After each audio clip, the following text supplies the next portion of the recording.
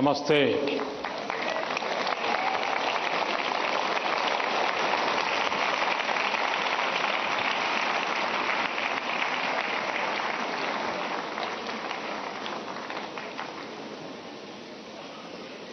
अभी मैं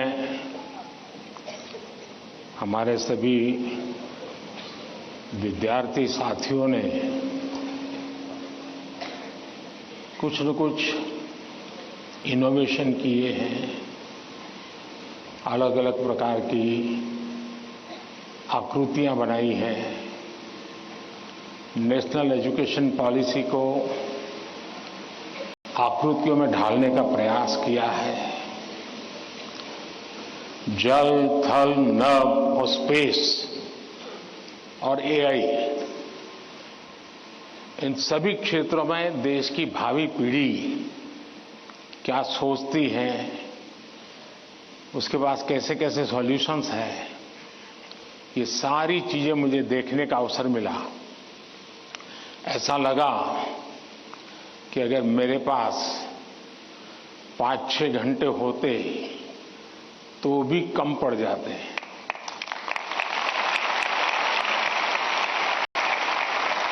क्योंकि सबने एक से बढ़कर एक प्रस्तुति की है। तो मैं उन विद्यार्थियों को, उनके टीचर्स को, उनके स्कूल को बहुत बहुत बधाई देता हूं और आपसे भी आग्रह करता हूं कि आप जाने से पहले उस एग्जीबिशन को जरूर देखें और उसमें क्या है उसको समझने की कोशिश करें और अपनी स्कूल में वापस जाने के बाद अपने जो अनुभव है वो जरूर और विद्यार्थियों के साथ शेयर करें। करेंगे? इधर से आवाज आई, उधर से नहीं आई, उधर से नहीं आई। करेंगे?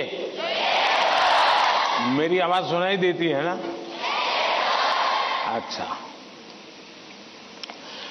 आपको पता है आप किस स्थान पर आए हैं?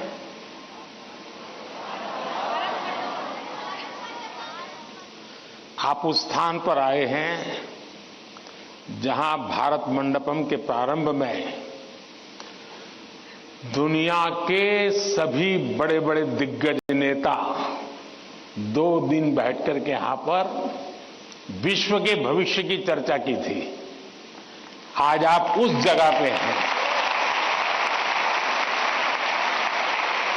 और आप भारत के भविष्य की चर्चा आज अपनी परीक्षा की चिंताओं के साथ साथ करने वाले हैं। और एक प्रकार से परीक्षा पे चर्चा ये कार्यक्रम मेरी भी परीक्षा होता है और आप में से बहुत से लोग हैं जो हो सकता है कि मेरी परीक्षा लेना चाहते होंगे। कुछ लोग होंगे जेन्युइनली जिनको लगता होगा कि जरूर कुछ बातें ऐसी पूछी जाए जिसका समाधान खुद को भी मिले, औरों को भी मिले। हो सकता है हम सब सवालों को तो एड्रेस न कर पाए, लेकिन ज्यादातर उन सवालों के कारण बहुत से साथियों को समाधान हो जाएगा। तो आइए हम प्रारंभ करते हैं, ज्यादा समय न गंवाते हुए। कहां से शुरू करना है?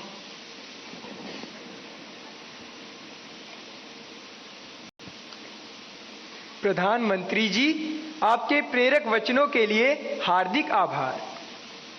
यही जज्बा रहा तो मुश्किलों का हल निकलेगा। जमीन बंजर हुई तो क्या वहीं से जल निकलेगा। कोशिश जारी रख कुछ कर गुजरने की, इन्हीं रातों के दामन से सुनहरा कल निकलेगा। इन्हीं रातों के दामन से सुनहरा कल निकलेगा। प्रधानमंत्री जी, आपका प्रेरक एवं ज्ञानवर्धक उद्बोधन हमें सदैव सकारात्मक ऊर्जा और विश्वास से भर देता है। आपके आशीर्वाद एवं अनुमति से हम इस कार्यक्रम का शुभारंभ करना चाहते हैं। धन्यवाद मान्यवर।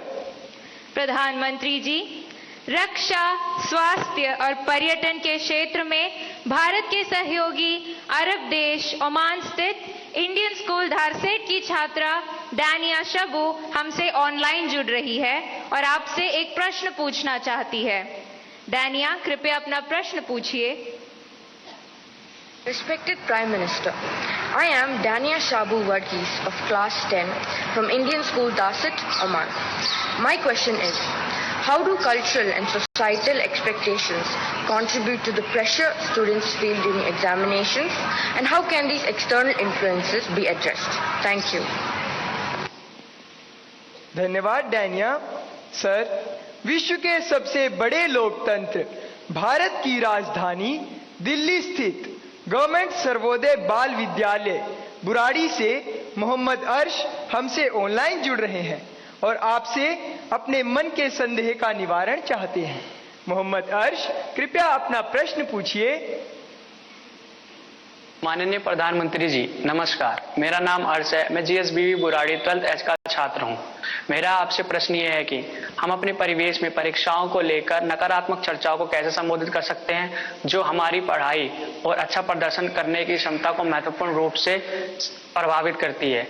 क्या छात्रों के लिए अधिक सकारात्मक और सहायक वातावरण बनाने के लिए कदम उठाए जा सकते हैं? धन्यवाद। Thank you Mohammad.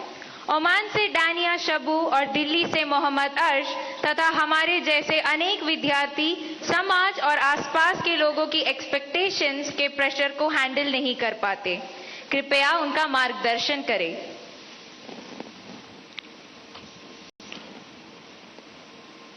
शायद मुझे बताया गया कि ये परीक्षा पे चर्चा का 7वां एपिसोड है और जितना मुझे याद है मैंने देखा है कि ये प्रश्न हर बार आया है और अलग अलग तरीके से आया है। इसका मतलब ये है कि 7 साल में 7 अलग अलग बैचेज इस परिस्थितियों से गुजरी है और हर नई बैच को भी इन्हीं समस्याओं का सामना करना पड़ रहा है। अब विद्यार्थियों की बैच तो बदलती है लेकिन टीचर की बैच इतनी जल्दी बदलती नहीं है। अगर टीचर्स ने इन अब तक जितने मेरे एपिसोड हुए हैं उसमें मैंने इन बातों का जो वर्णन किया है, अगर उसका कुछ न कुछ उन्होंने अपने स्कूल में एड्रेस किया हो तो शायद हम इस समस्या को धीरे धीरे कम कर सकते हैं। उसी प्रकार से हर परिवार में ज्यादातर हो सकता है बड़े बेटे ने या बेटी ने पहले एक आध बार ये ट्रायल हुआ हो लेकिन उनके लिए ज्यादा एक्सपीरियंस नहीं है। लेकिन हर मां बाप ने किसी न किसी रूप में इस समस्या को जरूर अनुभव किया है। अब सवाल यह है कि इसका समाधान क्या हो। हम ये तो नहीं कह सकते भाई स्विच ऑफ, प्रेशर बंद, ऐसा तो नहीं कर सकते। तो हमने अपने आप को एक तो किसी भी प्रकार के प्रेशर को झेलने के लिए सामर्थ्यवान बनाना चाहिए। रोते बैठना नहीं चाहिए, मान के चलना चाहिए कि जीवन में आता रहता है, दबाव बनता रहता है, तो खुद को तैयार करना पड़ता है। अब जैसे कभी आप उस स्थान पे जाते हैं जहां ठंड ज्यादा है और आप किसी गर्म इलाके में रहते हैं तो आप मन को तैयार करते हैं कि आज अब मुझे 3-4 दिन के बाद ऐसे इलाके में जाना है जहां ठंड ज्यादा है। तो मन से आप तैयार करते हैं तो धीरे धीरे तो लगता है, पहुंचने के बाद कभी लगता है यार मैंने तो सोचा था उससे तो ठंड कम है, क्योंकि आपने मन से तय कर लिया है। और इसलिए आप टेम्परेचर कितना है कितना नहीं वो देखने की जरूरत नहीं पड़ती, आपका मन तैयार हो जाता है। वैसे ही दबाव को हमने अपने तरीके से मन से एक बार इस स्थिति से जीतना है, ये तो संकल्प करना होता है। दूसरा, ये जरा दबाव के प्रकार देखें। एक तो दबाव होता है खुद ने ही जो अपने लिए तय करके रखा है कि सुबह 4 बजे उठना ही उठना है, रात को 11 बजे तक पढ़ना ही पढ़ना है, आपने तो इतने आंसर सॉल्व करके ही जीतना है, और बड़ा दबाव खुद ही अनुभव करते हैं। मैं समझता हूं हमने उतना स्ट्रेच नहीं करना चाहिए कि जिसके कारण हमारी एबिलिटी ही टूट जाए। हमने स्लोली इंक्रीमेंट करना चाहिए। चलिए भाई, कल मैंने 7 क्वेश्चन सॉल्व किए थे रात को, आज 8 करूंगा। फिर मुझे वरना मैं 15 तय करूं और 7 ही कर पाऊं तो सुबह उठता है, यार देखो कल तो कर नहीं पाए, आज करूंगा। तो एक खुद भी दबाव के प्रेशर पैदा करते हैं। हमने इसको थोड़ा साइंटिफिक तरीके से कर रहे हैं। दूसरा,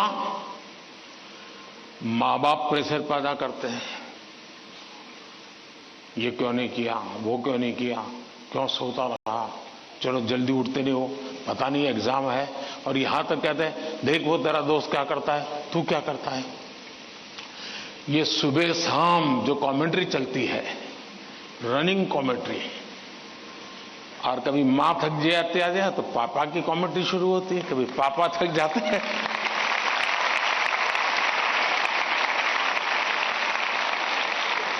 तो बड़े भाई की कमेंट्री शुरू हो जाती है, और वो अगर कम पढ़ता है तो स्कूल में टीचर की। फिर या तो कुछ लोग ऐसा है, जा तुमको जो करना है कर लो, मैं अपना ऐसे ही रहूंगा। कुछ लोग इसे सिंसियर लेते हैं, लेकिन ये दबाव का दूसरा प्रकार है। तीसरा ऐसा भी होता है कि जिसमें कारण कुछ नहीं है, समझ का अभाव है, और बिना कारण उसको हम संकट मान लेते हैं। जब एक्चुअली करते हैं तो लगता है नहीं यार इतना मुश्किल नहीं था, मैंने बेकार में दबाव झेलता रहा। तो मुझे लगता है कि एक तो इनको पूरे परिवार ने, टीचर ने, सबने मिलकर के एड्रेस करना होगा। सिर्फ स्टूडेंट एड्रेस कर लेगा, सिर्फ पेरेंट्स एड्रेस कर लेंगे, इतने से बात बननी नहीं है। और मैं मानता हूं कि ये लगातार परिवारों में भी बातचीत होती रहनी चाहिए। हर परिवार ऐसी स्थितियों में कैसे हैंडल करता है उसकी चर्चाएं होनी चाहिए। उसकी एक सिस्टमेटिक थियरी के बजाय हमने धीरे धीरे चीजों को इवॉल्व करना चाहिए। अगर ये इवॉल्व करते हैं तो मुझे पक्का विश्वास है कि हम इन चीजों से बाहर निकल के आते हैं। धन्यवाद।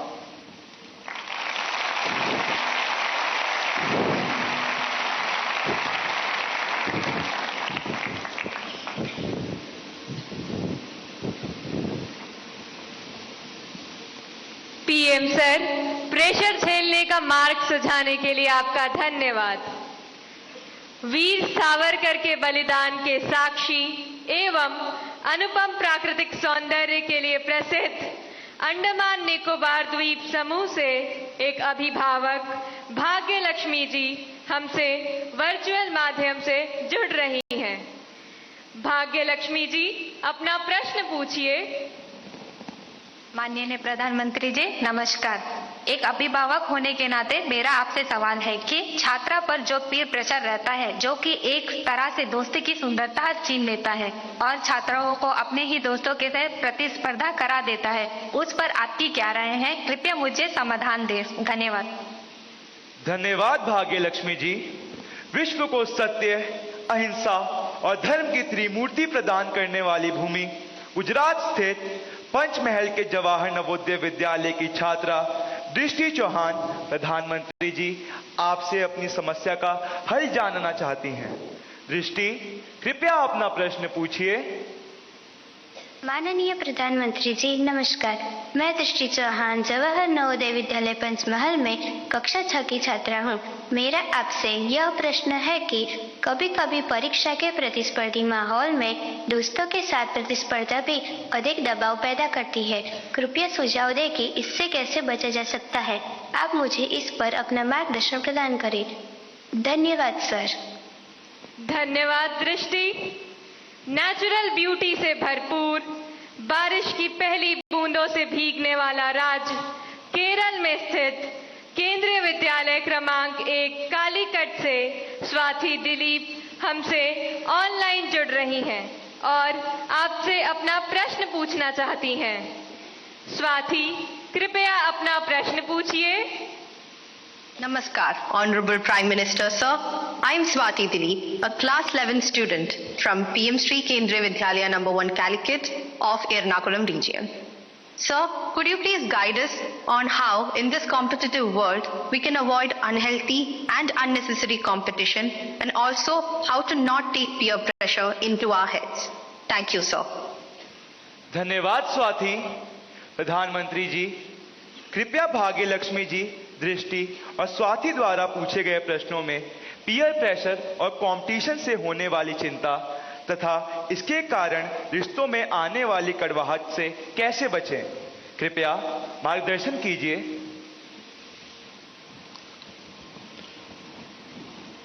अगर जीवन में चुनौतियां न हो,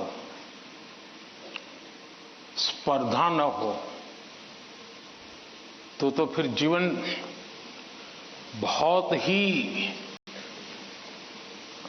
प्रेरणाहीन बन जाएगा, चेतनाहीन बन जाएगा। कंपटीशन होनी ही चाहिए,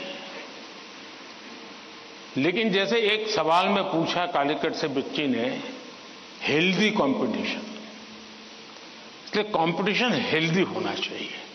अब आपका जो सवाल है वो जरा डेंजर है और वो मुझे चिंता कराता है। शायद मुझे भी इस परीक्षा पे चर्चा पे इस प्रकार का सवाल पहली बार आया है। देखिए,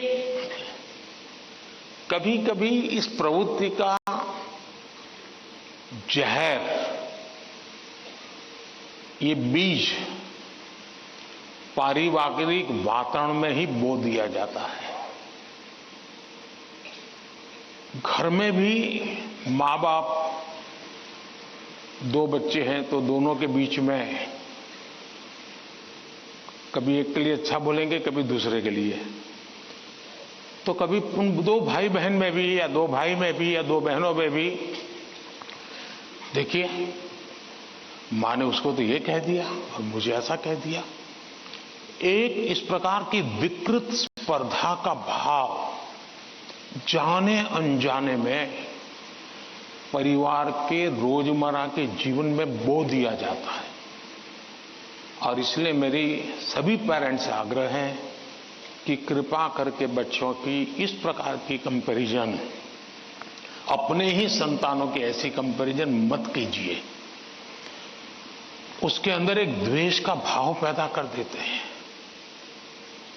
और वो परिवार में भी कभी न कभी लंबे समय के बाद वो बीज एक बहुत बड़ा जहरीला वृक्ष बन जाता है। उसी प्रकार से मैंने बहुत पहले एक वीडियो देखा था, शायद आप लोगों ने भी देखा होगा। कुछ दिव्यांग बच्चे, उनकी एक कंपटीशन में सब दौड़ रहे हैं।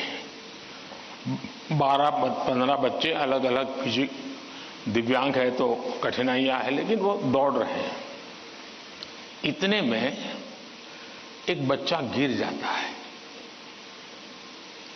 अब ज्यादा बुद्धिमान लोग होते तो क्या करते? वाह, ये तो गया, चलो यार एक तो स्पर्धा में कम हो गया। लेकिन उन बच्चों ने क्या किया? सबके सब जो आगे चले गए थे वो भी पीछे आए, जो दौड़ रहे थे वो भी रुक गए। पहले उन सब ने उसको खड़ा किया और फिर दौड़ना शुरू किया।